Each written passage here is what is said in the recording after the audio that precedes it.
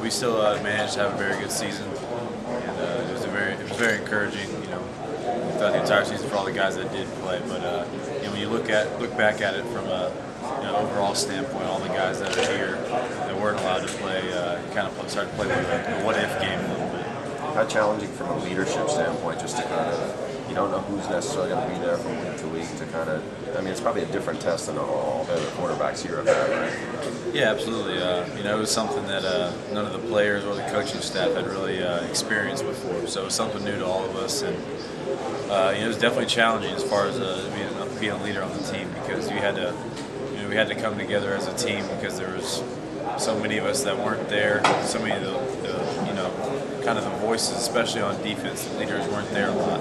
So it was very important for the leaders that were still there on the team to kind of step up and take leadership.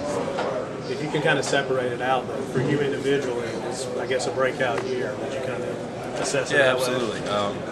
It's kind of a blessing in disguise, because last year, my junior year, our defense was so strong, and the offense really didn't have to do much. We had to control the ball, run the ball. Just if we got 14 points on the board, we'd usually be good with a win. But this year was a completely different story. There was a lot of times where we had to go out and score 40-plus points to win the game. So it made the offense as a whole step up, and myself included.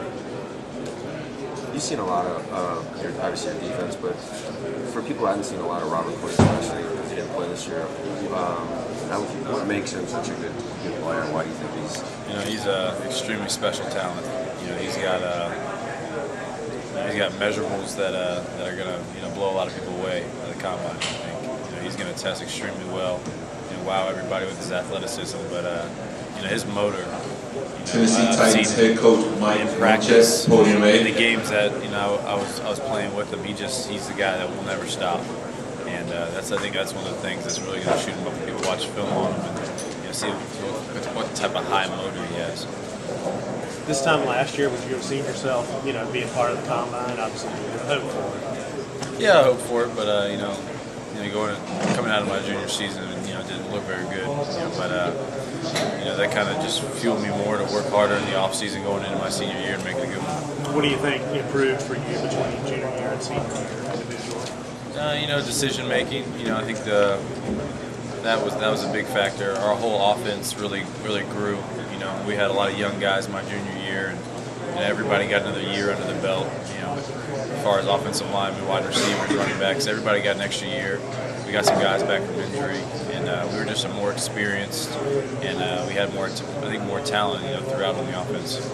Hey, TJ, what were your options coming out of Pope, and what led you to North Carolina? It was actually kind of strange how I got recruited. One of the linebacker coaches that was at North Carolina at the time was at the game, one of my high school games, recruiting some linebackers on the other team, and just happened to had a really good game that game, and he called me that next week, and they offered me a scholarship, and I accepted. Well, did you have other options at that point, or? Yeah, I was a big time. I was a basketball player. I had some small Division I AA offers, coming out of high school in basketball. So that's probably where I would have ended up if football had come. Why football or basketball? Just the overall situation. North Carolina is a great school, and just to get a chance to play at a school like that, and then go to a school like that academically was something I couldn't pass up. Think about walking on a basketball team? No, that's a whole different level of basketball right there. Was that 18 points a game correct, or was that? Yeah, 18 points a game. How much did it benefit you throwing to Tate and two guys? Oh, that was huge.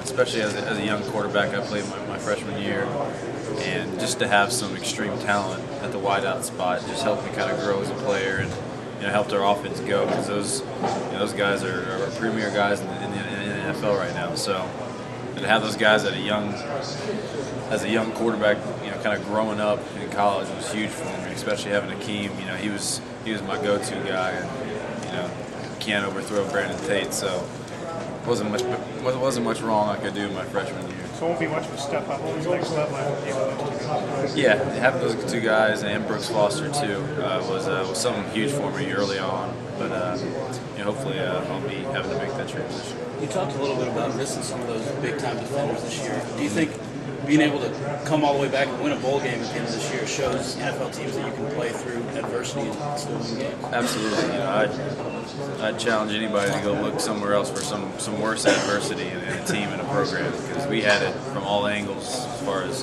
NCAA and academic stuff, and then on top of that we had a ton of injuries. There was times we were stretching our depth charts in the middle of games to fifth string running back.